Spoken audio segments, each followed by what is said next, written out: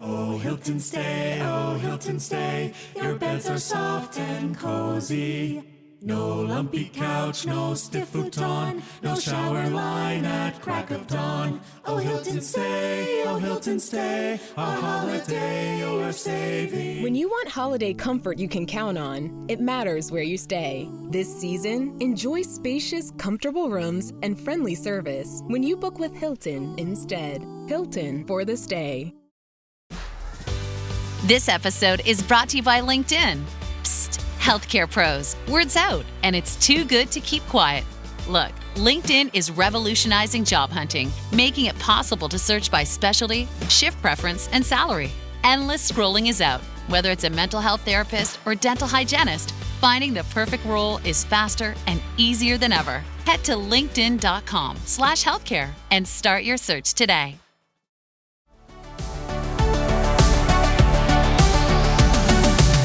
Welcome to the Dr. Raj podcast with Dr. Raj Dasgupta, a show all about educating patients, students, and aspiring doctors about better patient care.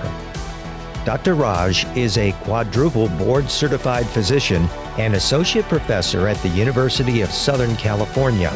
He was a co-host of the TNT series Chasing the Cure with Ann Curry, as well as a regular on the TV show The Doctors. And now, here's our show. Hi, and welcome to the Dr. Raj podcast. And every time it's recording time, I'm just in a great mood, especially when I get awesome guests.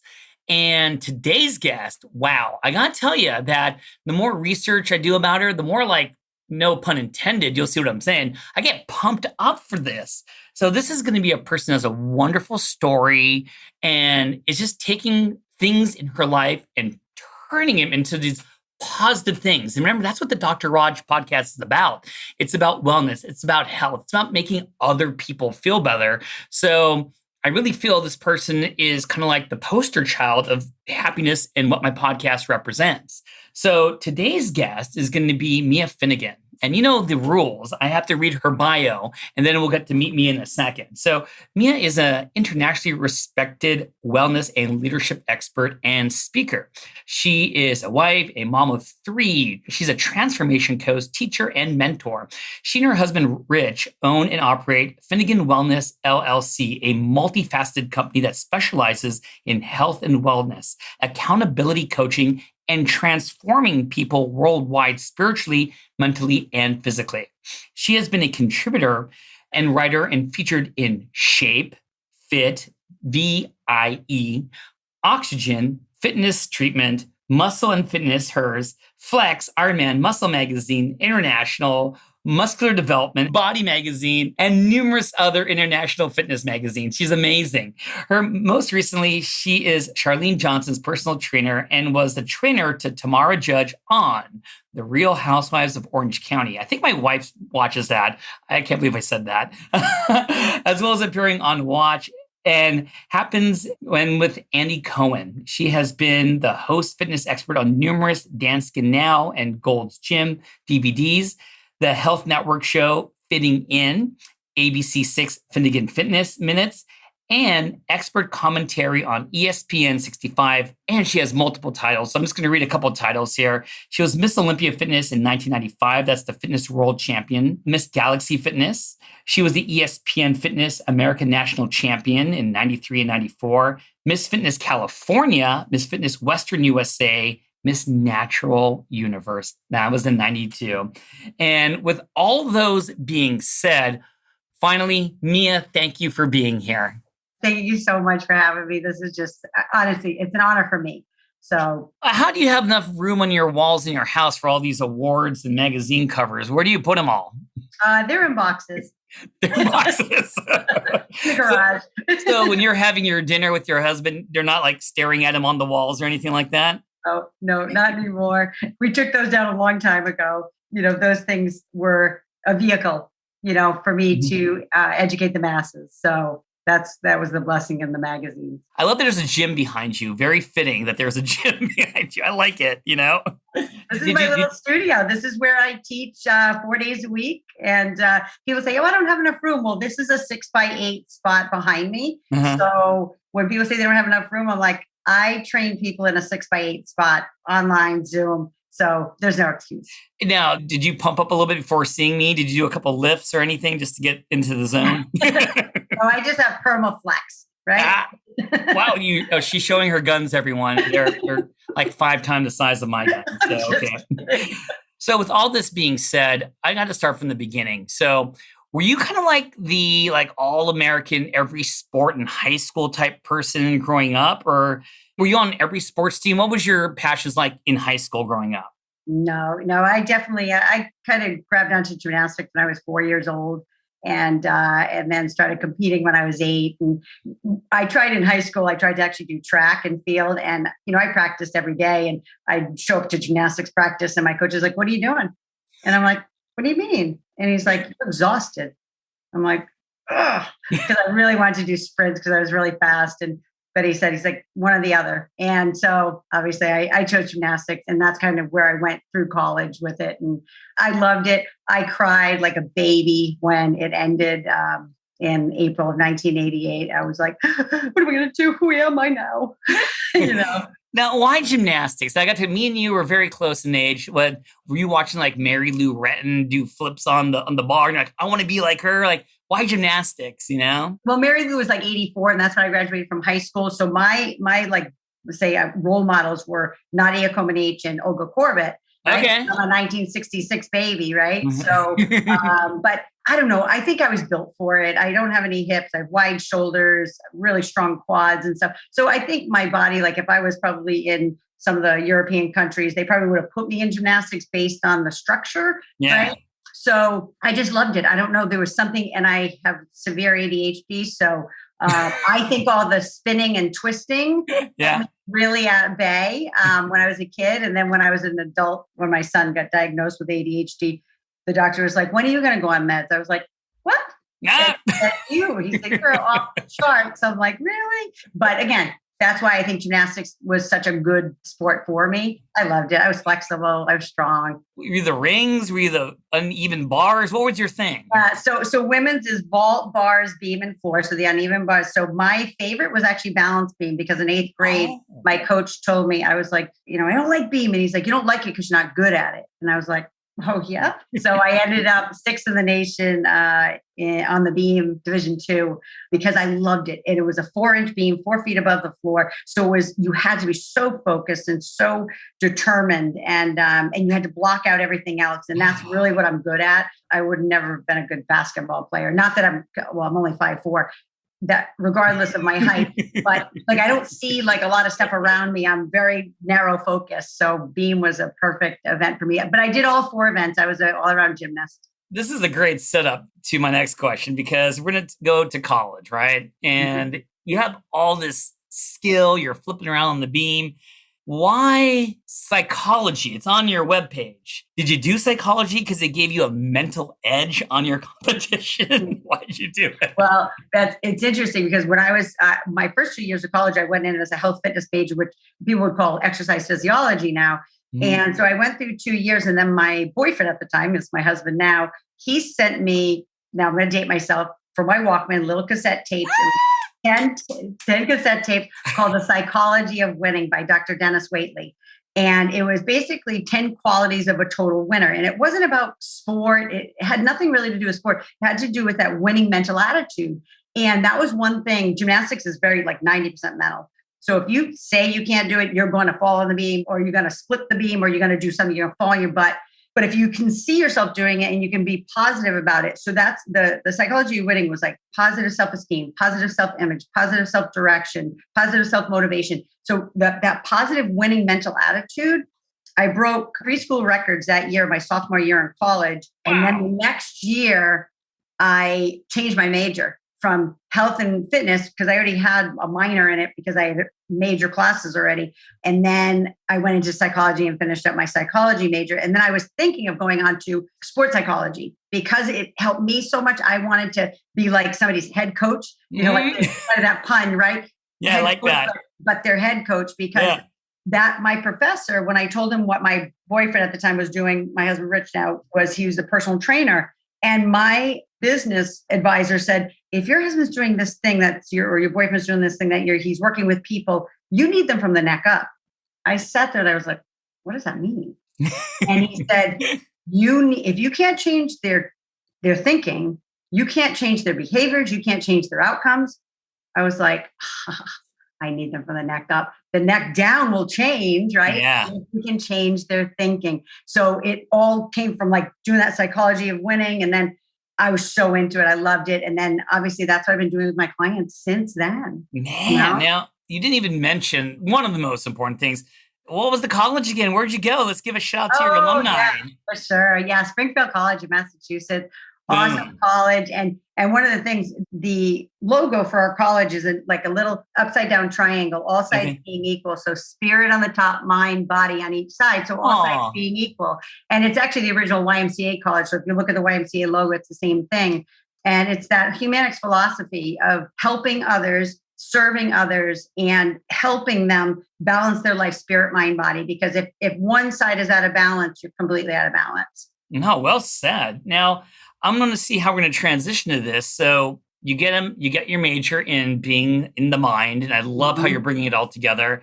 But you did appear from that moment on many, many impressive covers. And I did go to your website, which is actually really well done, by the way. So I got to know, when you first saw yourself on your first magazine cover, was there like, oh my God, you know what I mean? Oh my God, I bought hundreds and hundreds of them to give to everybody. I was so excited. And how long does it take to prepare you? Because I want to know that part of it. So when you get your schedule, hey, you're going to be shooting for whatever, fitness or Superwoman, do you have to prepare like a month to do it? Or are you like right until they, take the picture, are you in the background doing push-ups? What is it like? Well, that's interesting.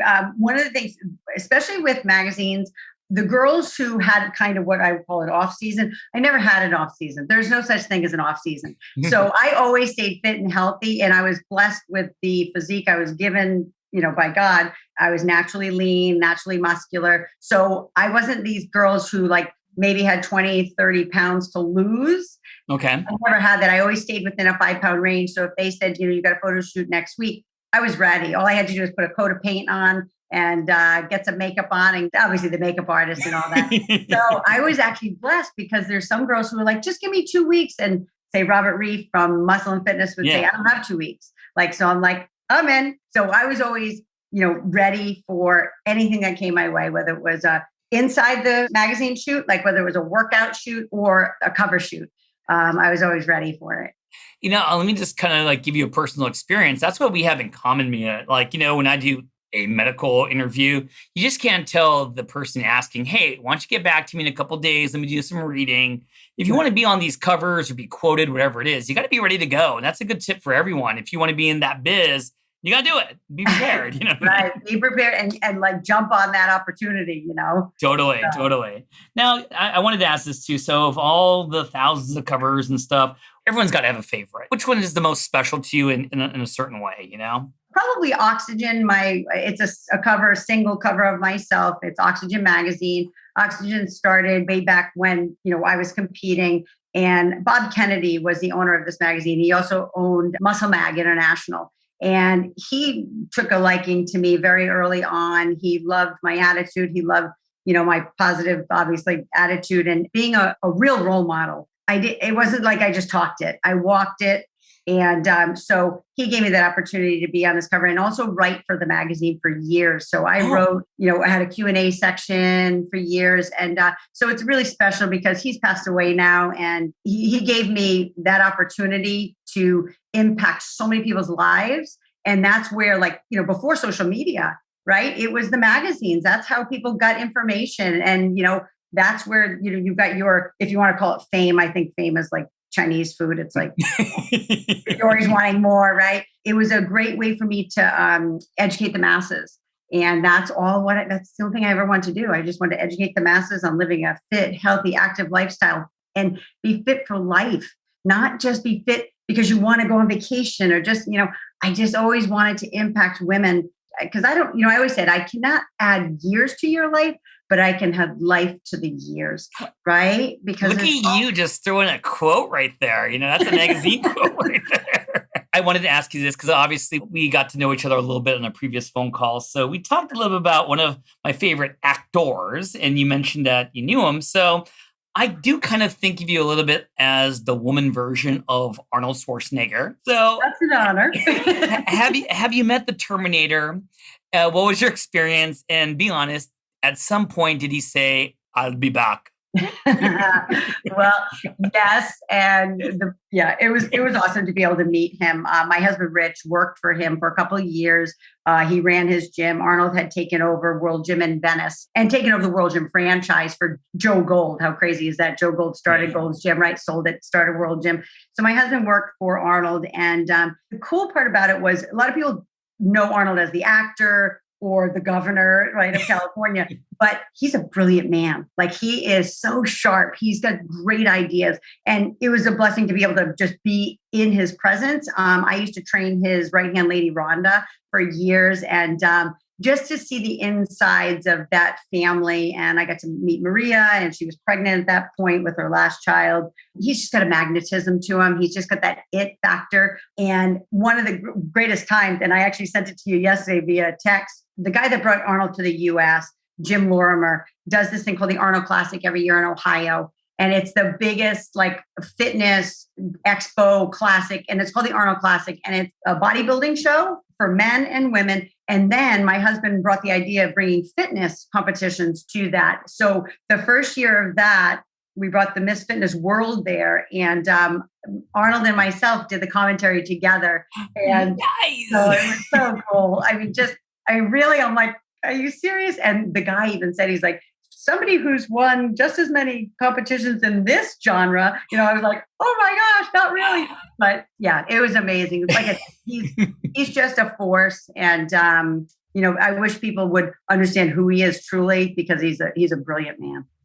Well said. Yeah. That makes me actually like him more than what I do like him for, which is Predator and Terminator and all those right. I love all those too. So, with that being said, this is kind of a nice transition. I want to talk about fitness and bodybuilding. I know they're two different things, but I want to talk about it in the 80s and 90s. And in preparation for our talk, I did kind of watch a movie called Pumping Iron, which is with Lou Ferrigno and Arnold Schwarzenegger. And I don't know how true it is or is not, but my question is to you, being in what you did and being around that time period. So how was it like in you preparing for these matches and competitions that you told me about? Were people really cutthroat? I want to make this kind of a spicy interview. Was there kind of like that drug thing going on in the background? Was there something in the background like the movie kind of mentioned or implied? Yeah, for sure. I always say I take a lot of natural supplements. They were taking super supplements, right? Injectable super supplements. It was at that era when I came in that the women's bodybuilding had gotten out of control, and the men's bodybuilding was already way out of control, and it still is. But there were some beautiful women physiques like Gladys Portuguese and Corey Everson. And they were people who were just they were just so beautiful. Their physiques were very athletic. But since it was kind of getting out of control, they brought in a new competition called the Miss Fitness Olympia or Miss Olympia Fitness. And so instead of just going up there and kind of flexing your muscles and being judged on your physique, you were judged on your physique, but you were also judged on a fitness routine, how strong and athletic and the flexibility, stamina that you had. And so I was like, oh, I'm in gymnast. I can just jump up there now and do a routine. And I was able to continue gymnastics. But as far as the girls, my first year when I had won, I was so blessed to win that first Olympia. Then the next year, the girls were getting harder and leaner again, harder and leaner. And it started going towards that same bodybuilding mentality. Same judges were judging, and that's part of the problem. And, the girls want that edge. And the one thing for me, Raj, is I'm a lifetime natural athlete. I will never inject myself with anything that's going to mess up my system. I wanted to have children. And there are many of my girlfriends that couldn't have children because they literally changed their entire biology. I mean, down to the reproductive tract, they couldn't have children and they regret it to this day. And I was blessed to have 3 children. And so, but yeah, there was a lot of that. And I always said I would just kind of set my own standard for myself because I just knew who I was. I knew what I wanted. And I knew that I just wanted to be a role model. And that type of body is very unattainable. And they only look like that for like a day or two. Right? Right? And they go eat crazy and they go like up 40 pounds. And it's so silly. But I'm glad you mentioned the kids and having kids, because this is a nice segue to my next question, which is going to be the fast forward button. I'm going to hit it right now. And now I'm changing you into a 43-year-old-ish, and you have your 3 kids. And so at this point, there was a little hiatus, I would say, from going into all your competitions because you had the kids and you were going to be super mom. But you went back at 43 to do some more of this fitness and bodybuilding. How much harder was it to become Super Mia again at this time? And can you tell me about your tag name, Mama Mia? Well, it definitely was a lot harder because I was 43, I was running after 3 children. They were all under the age of 10. They were 10, 7, and 4 at the time. And so, that's a busy time for a mom. But I had trained so many women who just kept complaining about, oh, I've had children now, and this is what I'm going to look like. And I've had this, and, I'm always going to have this, pudge here. Every time I heard it, I'm like, no, I had 3 C-sections. You don't have to have that bulge there. You don't. That's always my Northeast attitude. I'm always like very direct, but I'm kind at the same time. I just said, you know what I'm going to do? I am going to go back to the Olympia as Mama Mia. I want to show women that you can have children, you can go through stuff, and you can still be fit and healthy. You don't have to be ripped and lean and hard and gross, but you can be fit and healthy so you can take care of your kids. So you're not that parent who sits on the couch, and parents from the couch or parents from the park bench and lets their kids play and not, be active with them. Anyway, with that, I just said, I'm just going to be Mama Mia. And because the girl, remember, I was 43. So these girls are 18 to maybe 30 at the most. So I just said, you know what, I'm just going to go back and just be me. But it was hard because I used to train 6 hours a day. You don't have 6 hours to train. And back in my day of big competition, I was training 6 hours a day. I was doing routine training. I was doing gymnastics training. I was doing cardio 2 hours a day, hour in the morning, hour at night, and then training for 2 hours in the middle of the day. So you have all that time. You don't have that time when you're a mom. And I didn't want to be that selfish either. So I basically trained with one of my clients and I just did the best I could. But I really think I was trying to inspire some women to not give up on themselves because it doesn't matter what age you are. You can always gain muscle. You can always lose fat. Fat's easy to lose. That's what I would tell them. I'm like, fat is easy to lose. It's maintaining the fat loss that's hard. Gaining muscle for women is very difficult because we don't have the testosterone that you guys have. And it's a very different body chemistry that we have. And so I just, that's why I did it. I just did it to inspire women to stay fit and healthy. When the holidays start to feel a bit repetitive, reach for a Sprite Winter Spiced Cranberry and put your twist on tradition. A bold cranberry and winter spice flavor fusion, Sprite Winter Spiced Cranberry is a refreshing way to shake things up this sipping season. And only for a limited time. Sprite, obey your thirst.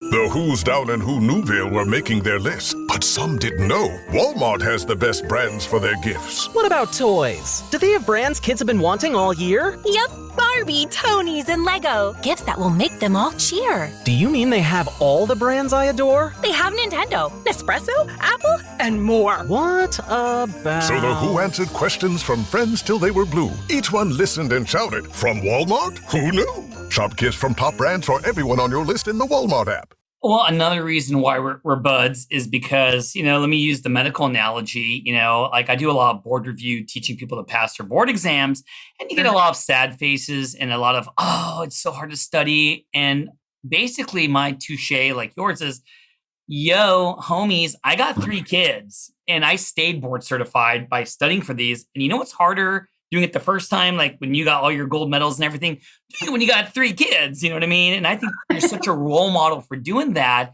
And no one understands how hard it is to be, unless you are a parent, a great mom, a great dad, and to still be able to focus on yourself a little bit and to win a competition. So were you like grading homework while you're doing lifts? And were you running?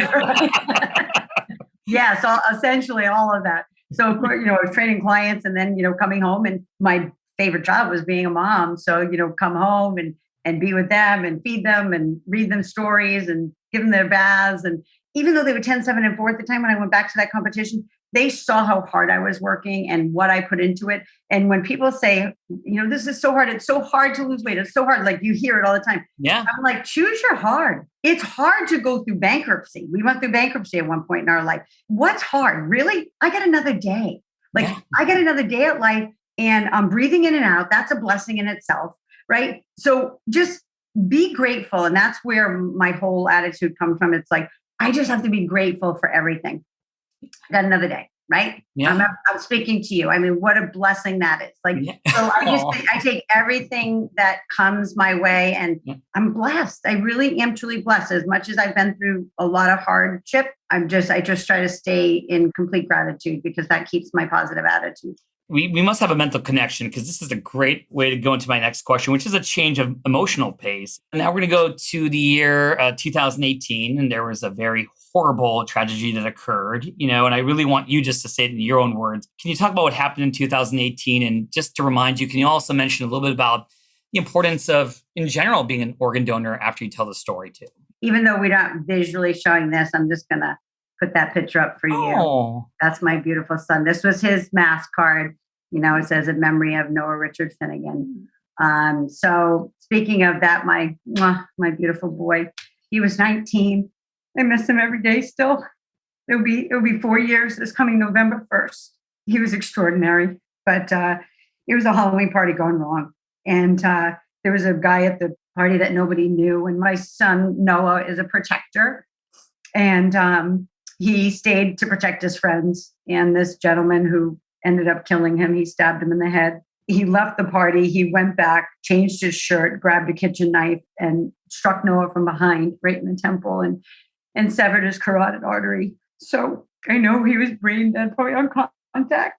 When they brought him into the hospital and I lifted up his eye, there was no life. Normally it would be like, Mom, but there was nothing. And so with that, I knew he was a safe child of God. We're strong Christians. We have a strong faith, and it doesn't matter what anybody believes in. I do believe there is a creator of our universe, this God that I don't care how you get there, whether you're Muslim, Jewish, Christian, you name it. I don't care how you get there, but there is a creator. And I know he is with our creator now. I knew he was there immediately, because somebody said, how could God do this? And I'm like, God didn't do this. God took him home. Evil did this, because we live in a fallen world. So yeah, that was, to this day, obviously the worst day of my life. But I'm trying to find meaning in it. And since he only had I think 4% brain activity, when the doctor had said, if he could ever come through this, he will be laying in a bed. He won't be able to do anything. And if it was Noah there, he'd be like, cut it, Mom, get me out of here. Because he was extraordinary. And before I touch on the organ donating thing, because Noah had a 140 IQ. He was off the charts smart. When he was a kid, it's stuff that he knew. He had a photographic memory. He had total recall, gifted in sport, crazy freakish body, gifted musically. He mastered a 12-string guitar in about a year and a half. He was a lefty. He was given so many gifts. My other children as well. My daughter Maggie has a gift with special needs children. It was great that her brother was ADHD. So, and then my son Eli, he's got the combination of the two. He's got a compassionate heart and he's amazing, gifted athletically, all that. Anyway, so they're kind of a combination. But with that said, when he was in the hospital, because when he got his license, he became an organ donor. He said, Mom, what do you think I should do when he got his license? And I was like, but that's your choice, man. He was 17 when he got his license. And I said, but Auntie Susie, we lost my husband's sister in 1998. She was an organ donor. She saved 7 people in the US. My stepdad is a organ recipient. He's a liver transplant recipient. So I just said that to him. And I said, it's your choice. He's like, it's no brainer, Mom.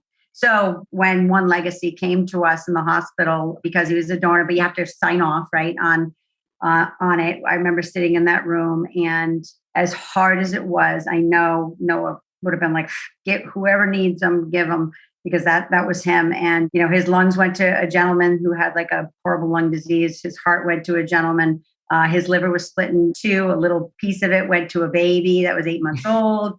They even took his pancreas. The doctor said his organs were so pristine. Well, he was 19 and he was a stud athlete, and he didn't do drugs, didn't really drink that much. But it is so important. Anybody who's listening, be an organ donor. What are you going to do with them anyway? We donated everything. We couldn't donate his eyes because they were damaged because of the brain injury, but everything else, his liver, kidneys, and I've been in touch with a lot of the recipients.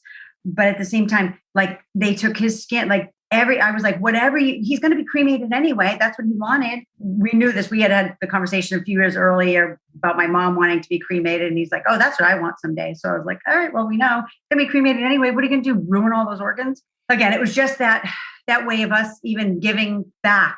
What a blessing to other families. There's a little piece of him in so many different people now. So it is a blessing. It's hard, but I'm so proud of him. Well, I'm so glad you told that story because it got me choked up. And I'll just add one little thing is that USC, or, I work and we're a transplant center. So I do see the helicopter land on the top, and I see them running in with that organ. And, I don't get to see the emotional part of the donating family. Like I'm talking to you now, you're my friend. Yeah. But I do see the smiles on the other end. That's what I do see when they're out of, their surgery in the ICU. So I think that's just amazing. Your son sounds amazing. He looked super handsome. I definitely think he would have been one of my buds, dude, if I was a little bit younger. Yeah, for sure. But I want to take all that story and kind of, as we're getting closer to the end, I wanted to talk about a couple of things. I like I'm going to call it your new mission. And this is what really got me fired up for this interview is that I asked you, like, what are you about? So I could focus my questions. And you said, I'm about punching menopause in the face. I'm like, damn, that should be the title of the podcast. So how did this become your goal and passion right now? Well, again, like I said, when I was going back into that competition, all these women, were, a lot of them were going through menopause or just going into it, maybe perimenopausal and stuff. And I didn't know anything about it then, right? So I was like, hey, you stop complaining. Well, then when I was 45 and I started to feel some changes and I was like, oh, God, I'm so nasty and bitchy. And I just don't like myself. I just don't like who I am. And so I started doing a lot of research into, taking it head on. So basically punching it in the face. I wasn't going to be the woman who listened to everybody else and like, well, you're going to get this midsection bulge. You're going to get this, you're going to get that. And I was like, what do you mean? Like, are you like speaking life into that? So I said, I'm not speaking life into this, getting a bulge or whatever. I'm like, no, I'm going to stay fit, stay trim, stay healthy, stay active. And that's what I did. So I researched all the stuff and I started on some natural like hormone replacement, not anything like from the medical industry, just hormones that can help me like from estrogen and stuff like that, because I was having hot flashes. So then when I turned 50, I was in full blown menopause and whoa, talk about it. And I will say shit hit the fan. Like, everything changed. So remember, I never wanted to put anything into my body because I've never had any problems with my thyroid or anything, no hormones. My pancreas is amazing. My insulin levels, everything, all my blood sugar levels. But I said, you know what, I've got to do something because I just don't feel like me anymore. I don't feel that strong. So I wanted to make sure I was doing the right thing. So I went to a hormone doctor that I knew for the last 35 years. Yeah. He's an anti-aging, like he was talking about anti-aging when people weren't talking about anti-aging. Wow. And so I went to him. His name is Dr. Lester Lee. He's absolutely amazing. And now he has a kind of a protege, Kristen Singler, who I absolutely love. That's who I see now. And she just did all my levels. And she was like, you have no testosterone, or my testosterone was like 9 or something. It was supposed to be like 45. I had no zero estrogen and no progesterone. All of everything that made me feel who I was. Yeah. So we started slowly compounding. Okay. They don't, but the pharmacy does. So started using some hormones to help bring those levels up. And now I feel amazing. I'm starting to actually use some peptides too, just recently to maybe help my growth hormone, because my growth hormone is super low too. And it's funny, I always thought like, because I was so lean and muscular naturally that I probably have high testosterone. He said, you probably did. back like Yeah. when you were younger. So like me where I am now is like somebody having 0 where I was. Sure. Anyway, so I just said, I'm going to talk about it. So I talk to women about getting into the doctor, and don't just go in for the pellet, because once that's in, you can't get it out. So slowly trying to figure out the levels, and every 6 months they do my blood work. And right now I'm like, just all good. I feel so great. It's not just the hormone replacement. It's eating well. It's staying active. I don't care if it's just walking. My husband and I motto has always been, something is better than nothing. Like I always say, pick one thing. Maybe it's 10 push-ups. Maybe it's stretching, whatever. If you can't get to the gym or you can't do something else, but by the end of the day, you need to do that one thing, because something is better than nothing. And it's cumulative, as you know. And so people are like, well, what's that going to do for me? I'm like, it's going to build a habit. And that's what we're trying to do. We're just trying to build habits on top of habits, and, anchor it to an old habit. Maybe brushing your teeth. When you brush your teeth, you're like, oh, that's right, I got to do my set of push-ups because I didn't do anything today, right? So just teaching people how to, engage with habits, because habits take a while to populate, right? And those neural pathways, you got to wipe out the old ones and get those new ones going. And, but that's something, whether it's spirit, mind, body wise, a habit of like waking up in the morning. I take an hour of prayer time in the morning. 30 minutes is really doing my prayers, meditation, visualization, things like that.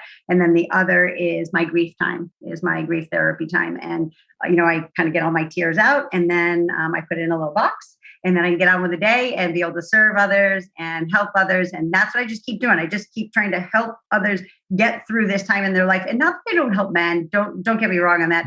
I do help men too. I have a lot of like friends from back home and stuff like that. But at the same time, women start to lose themselves, and they start feeling defeated, and their self-image goes down. And then maybe their husband strays because they're not getting the love, or whatever it is, whatever the problems are. I want to help them not get to that point. I want them to feel good about themselves, walk proud again. I don't care if you're 180 pounds. I don't care if you're 110 pounds.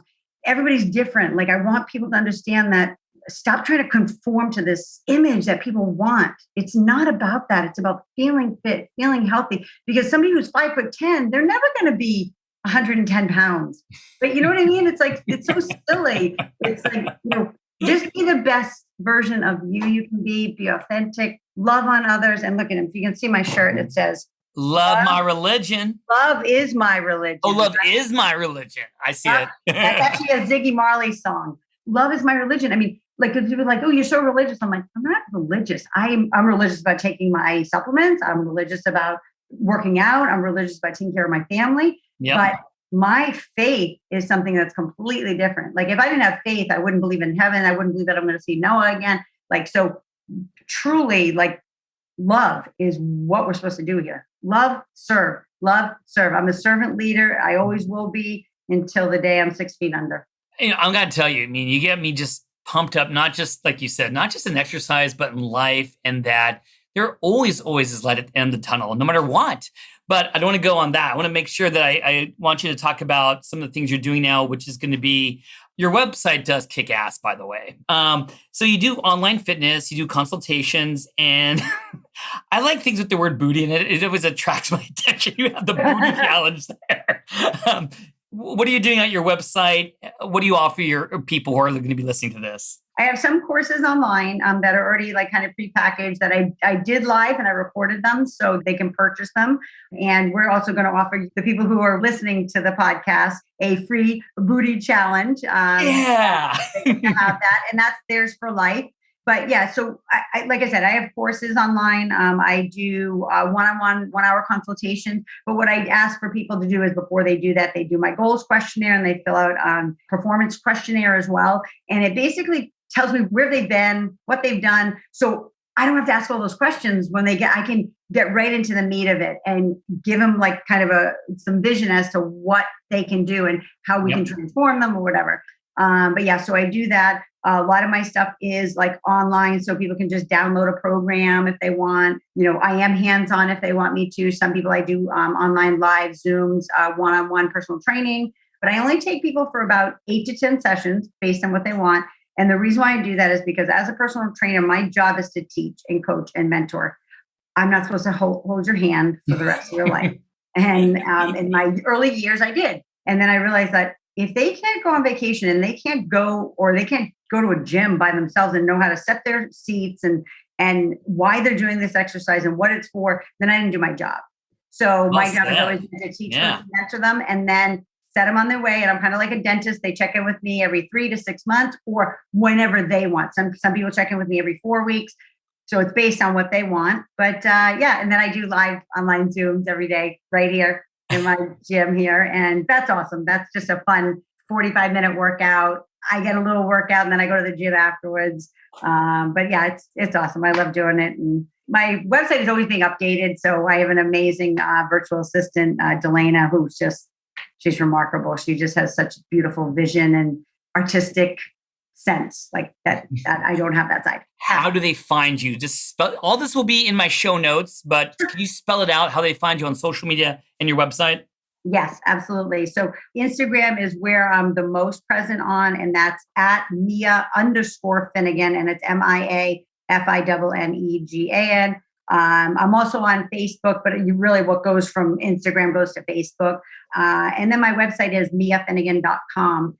And like I said, they can go on there. They can also download right on my website. You can download right at the top of a free nutrition plan and a little workout. It's kind of just a body part workout. Just kind of get a taste of kind of what I do with people, because teaching and coaching and mentoring them, doing their accountability. I do accountability basically to help people with their nutrition. I look at their nutrition. I'm like, oh, okay, those portion sizes are too big. They send me pictures all day long.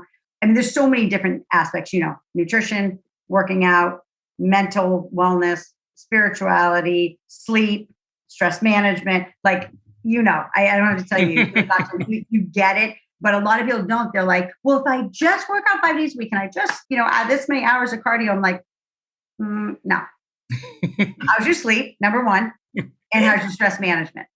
Those two right there, if those two aren't in control, nothing's changing, right? Because your cortisol levels are off the charts. And I just speak reality and that just try to keep that positive mental attitude for them too. So, through my website and through what I do on social media, people can get free workouts on my social media. I do a lot of different things like that as well. So love to help anybody who sees maybe a fit. Well, with that being said, Mia, thank you so very much for being here. You are a beacon of goodness and happiness.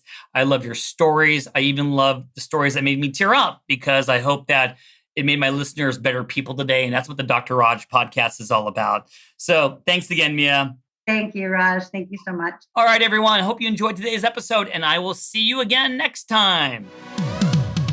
Thanks for listening. This has been a production of Ars Longa Media. Our producers are Madison Linden and Chris Brightigan.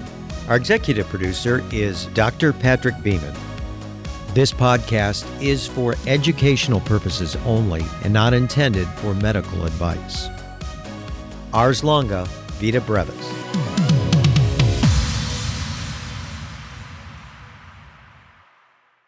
So you want to start a business. You might think you need a team of people and fancy tech skills, but you don't. You just need GoDaddy Aero. I'm Walton Goggins, and as an actor, I'm an expert in looking like I know what I'm doing.